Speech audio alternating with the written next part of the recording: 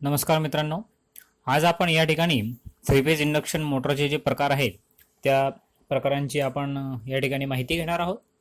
तर मित्रांनो, three phase induction मोटरचे जे प्रकार आहेत त्याचे प्रामुख्याने एकूण दोन प्रकार पडतात. पहिला आहे स्क्विरल केज इंडक्शन मोटर आणि दुसरा आहे स्लिप रिंग इंडक्शन मोटर.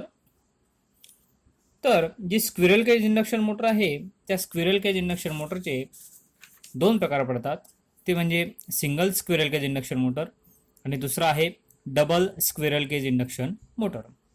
आता आपण या ठिकाणी जी माहिती बघणार आहोत ती आहे single squirrel cage induction motor.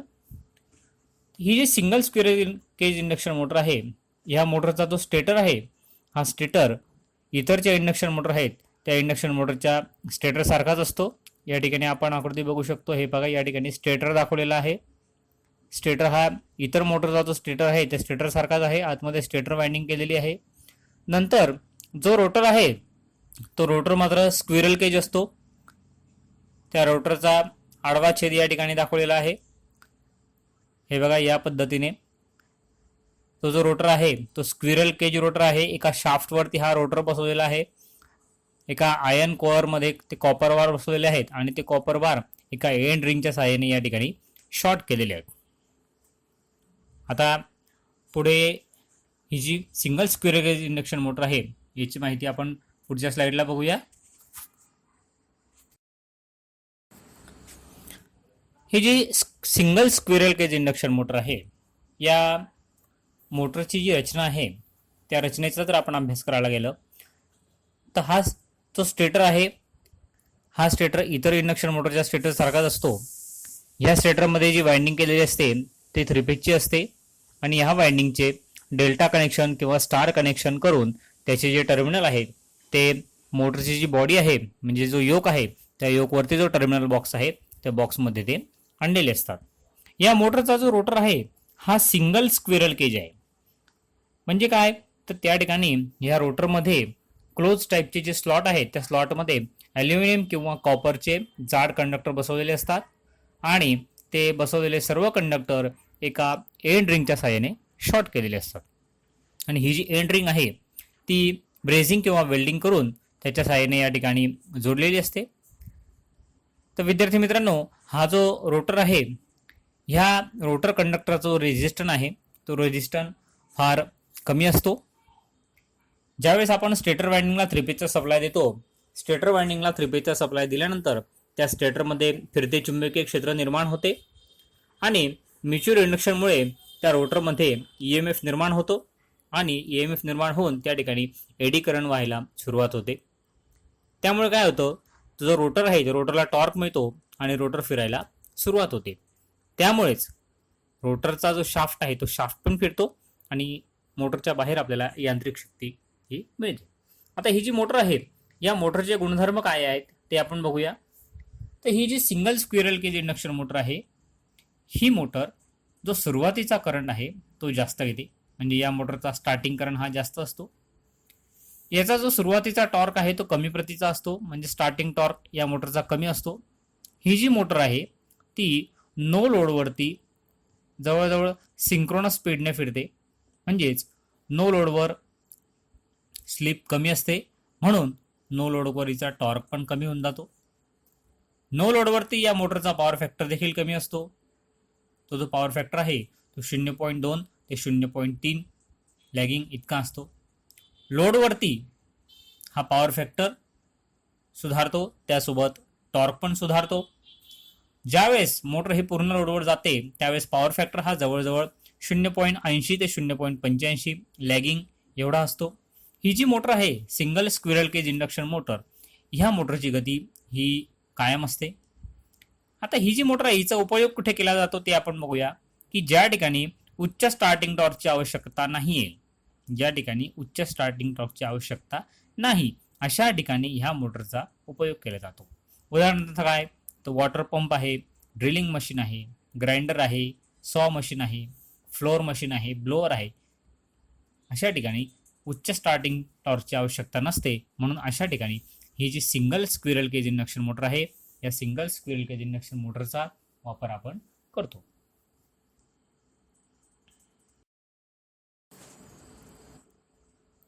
आता आपण माहिती बघूया तो स्क्विरल केज इंडक्शन मोटरचा दुसरा प्रकार, तो म्हणजे double squirrel cage induction motor. आता ही जी double squirrel cage induction motor आहे, ह्या मोटरचा जो स्टेटर आहे तो सिंगल स्क्विरल केज इंडक्शन मोटरच्या स्टेटर सारखाच असतो. हे बघा, या ठिकाणी आपण आकृती बघू शकतो. Double squirrel cage induction motor, बाहेरच्या बाजूला स्टेटर दाखवलेला आहे, त्या स्टेटरचे स्लॉट आहेत. योक म्हणजे मोटरची बॉडी आहे. त्यानंतर जो रोटर आहे त्या रोटरला एका शाफ्टवर बसवलेला आहे आणि जे रोटर वाइंडिंग आहे ते दोन प्रकारची वाइंडिंग या दाखवली आहेत. हे पहा, तळाची स्क्विरल केज वाइंडिंग आहे आणि वरची स्क्विरल केज वाइंडिंग आहे आणि ती एंड रिंगच्या साहाय्याने शॉर्ट केलेली. म्हणजे या ठिकाणी रोटरमध्ये एकूण दोन वाइंडिंग केलेल्या असतात. त्याची माहिती आपण पुढच्या स्लाइडला बघूया की त्याची रचना आणि कार्यपद्धत कशी असते.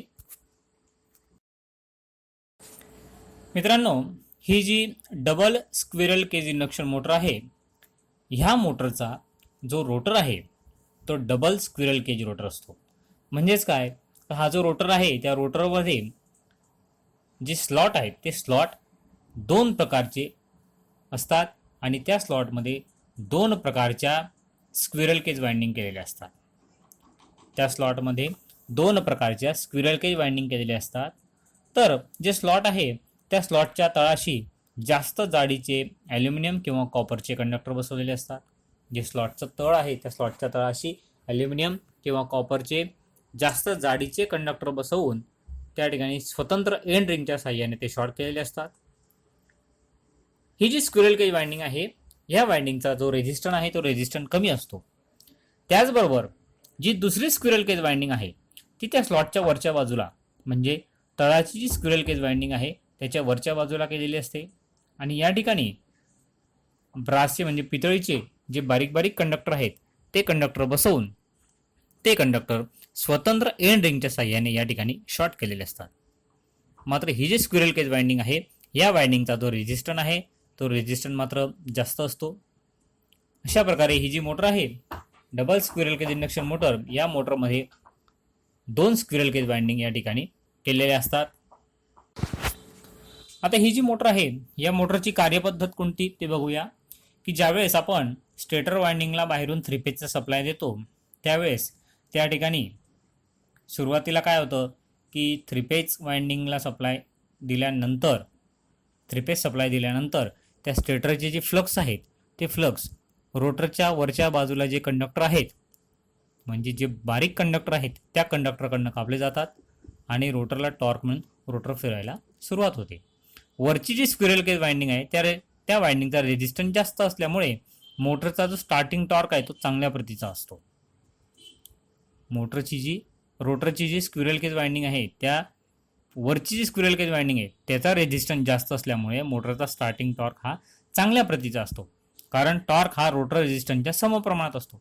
म्हणजे मोटर ज्यावेळेस गती घेते त्यावेळेस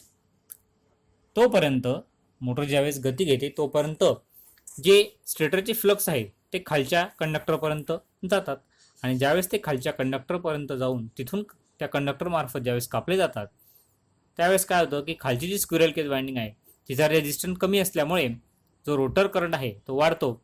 म्हणून जी मोटर आहे त्या मोटरचा रनिंग टॉर्क हा चांगल्या प्रतीचा होतो. आता ही जी मोटर आहे या मोटरचे गुणधर्म कोणकोणते ते बघूया. ही जी डबल स्क्विरल केज मोटर आहे ती motor single squirrel cage induction मोटरपेक्षा स्टार्टिंग करंट हा कमी घेते. स्टार्टिंग व रनिंग टॉर्क या मोटरचा चांगला असतो. ही जी मोटर आहे या मोटरचा स्टार्टिंग टॉर्क आणि रनिंग टॉर्क हा देखील चांगला असतो. ही जी मोटर आहे या मोटरचा पॉवर फॅक्टर देखील चांगला असतो. या मोटरची गती ही जवळजवळ कायम असते. हे या डबल स्क्विरल केज इंडक्शन मोटरचे गुणधर्म आहेत. आता पुढील स्लाइडवर या मोटरचा उपयोग कुठे केला जातो ते आपण बघूया.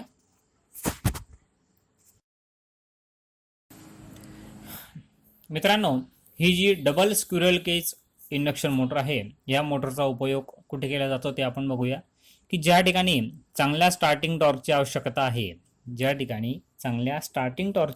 आहे अशा ठिकाणी या मोटरचा उपयोग केला जातो. उदाहरणार्थ काय, तर क्रेन आहे, पंचिंग मशीन आहे, प्रेस मशीन आहे, प्लेनर आहे, लिफ्ट आहे, रोलिंग मशीन आहे. अशा ठिकाणी ही जी double squirrel cage induction motor आहे त्या डबल स्क्विरल केज इंडक्शन मोटरचा उपयोग केला जातो. त्याचबरोबर ही जी सिंगल स्क्विरल गेज किंवा double squirrel cage induction motor आहे त्या मोटरची फिरण्याची दिशा जर आपल्याला बदलायची असेल तर ज्यावेळेस आपण स्टेटरला 3 फेज सप्लाय देतो त्या 3 फेज सप्लायपैकी कोणत्याही 2 फेजची जी जोडणी आहे ती अदलाबदल करायची. त्यामुळे फेज सिक्वेन्स बदलतो आणि फेज सिक्वेन्स बदलल्यामुळे मोटरची फिरण्याची दिशा ही बदलते आणि मोटर उलट दिशेने फिरू लागते. धन्यवाद.